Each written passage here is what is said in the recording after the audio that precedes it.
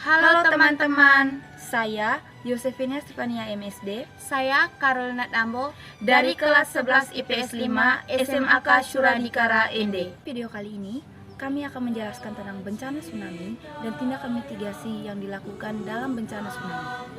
Tujuan dari video kami adalah untuk melengkapi persyaratan ujian kenaikan kelas mata pelajaran geografi dan juga untuk memberitahukan kepada masyarakat agar lebih waspada terhadap bencana tsunami.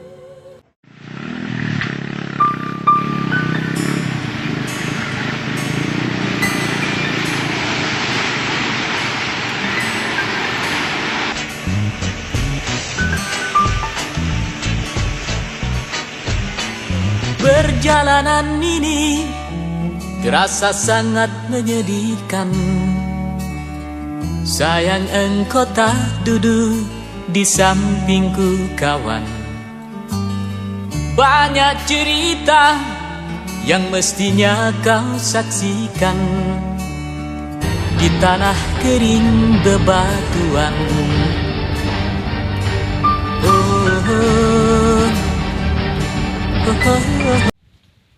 Saya akan menjelaskan tentang tsunami. Tsunami adalah gelombang air yang besar yang diakibatkan oleh gangguan yang terjadi di dasar laut seperti gempa bumi. Gangguan ini membentuk seperti gelombang yang menyebar ke segala arah dengan kecepatan 600-900 km per jam. Awalnya, gelombang ini memiliki amplitudo yang kecil antara 15-30 cm. Namun, amplitudonya akan semakin membesar ketika ia sampai kepada bibir pantai. Bentuk umum dari tsunami adalah naiknya permukaan air laut secara tiba-tiba. Kenaikan ini memiliki tinggi 15-30 meter yang menyebabkan banjir dengan kecepatan arus 90 km per jam yang dapat mencapai beberapa kilometer dari bibir pantai sehingga menyebabkan besarnya korban jiwa. Oke, berikutnya adalah penyebab terjadinya tsunami. Tsunami terjadi disebabkan oleh beberapa faktor. Faktor-faktor tersebut antara lain yang pertama gempa. Gempa bisa memicu terjadinya tsunami. Tapi tidak semua jenis gempa yang terjadi di bawah laut bisa menyebabkan tsunami terjadi. Saat lempengan samudra bertemu dengan lempengan benua atau bertemu dengan lempengan lainnya yang bisa menyebabkan tsunami terjadi. Ini bisa terjadi jika gempa yang muncul berada di atas 5,5 skala Richter. Gempa juga merupakan gempa dangkal yang berjarak kurang dari 70 km dari daratan. Yang kedua adalah longsoran. Penyebab tsunami bisa berasal dari longsoran di dekat pantai. Longsoran tersebut akan mendorong air laut. Dari dorongan tersebut tercipta gelombang besar yang bisa menyapu daratan. Longsoran di bawah laut juga berpotensi menyebabkan tsunami. Yang ketiga adalah erupsi gunung berapi. Selain gempa, erupsi gunung berapi juga bisa memicu gelombang tsunami. Muntahan erupsi yang masuk di laut menyebabkan air laut terdorong. Dorongan dari air laut kemudian menciptakan gelombang besar yang berbahaya. Dampak dari tsunami dapat berpengaruh dalam kehidupan masyarakat. Berikut dampak dari tsunami dalam berbagai bidang. Yang pertama, dalam bidang ekonomi. Dampak tsunami dalam bidang ekonomi adalah 1. Terganggunya produktivitas dan peredaran uang.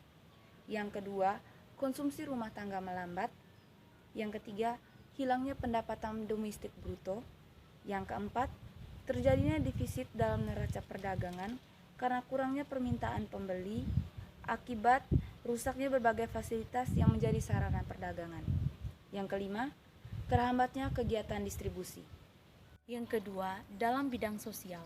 Yang pertama, rusaknya infrastruktur, hilangnya tempat tinggal, harta benda, nyawa, fasilitas umum, dan termasuk peninggalan ritus bersejarah. Yang kedua, perubahan sosialisasi, interaksi antar sesama. Yang ketiga, aktivitas masyarakat terganggu. Yang keempat, hilangnya profesi masyarakat. Dampak tsunami terhadap jalur transportasi. Yang pertama, rusaknya jalur transportasi akibat diterpanya gelombang.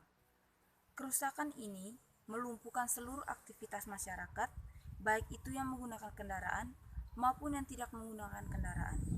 Hal ini sangat meresahkan warga yang mana berujung pada kerugian. Yang keempat, dampak dalam bidang kesehatan.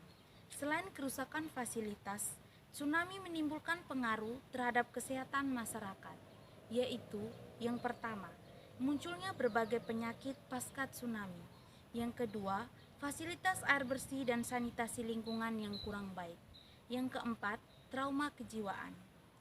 Yang kelima, dampak terhadap komunikasi. Dampak yang ditimbulkan adalah terputusnya jalur komunikasi akibat dari tumbangnya berbagai tiang listrik. Yang keenam, dampak terhadap korban jiwa dan harta. Dampak yang ditimbulkan adalah hilangnya sebagian besar harta benda akibat terpaan gelombang tsunami.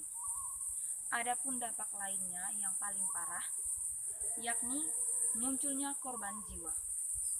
Hadirnya korban sebagai dampak tsunami seringkali dikarenakan terseret arus yang tak terprediksikan. Salah satu contoh tsunami yang terjadi di Indonesia adalah tsunami Aceh pada 26 Desember 2004. Gelombang setinggi 30 meter itu tak hanya menghancurkan Aceh, melainkan menjalar ke pesisir barat Sumatera. Berdasarkan data yang ada, peristiwa tersebut menelan kurang lebih 170.000 korban jiwa dan seluruh harta benda dilanda akibat tsunami. Banyak yang kehilangan keluarga dalam kejadian ini. Jika kami adalah kepala daerah di Kabupaten G, maka tindakan mitigasi pra bencana dan pasca bencana yang akan kami lakukan adalah Tindakan mitigasi pra-bencana. Tindakan bencana yang akan kami lakukan adalah memasang rambu-rambu peringatan bahaya dan larangan di wilayah rawan bencana. Mengadakan pelatihan penanggulangan bencana kepada masyarakat. Membangun tembok penahan gelombang tsunami yang sesuai dengan tinggi gelombang yang pernah terjadi. Yang kedua, pasca bencana.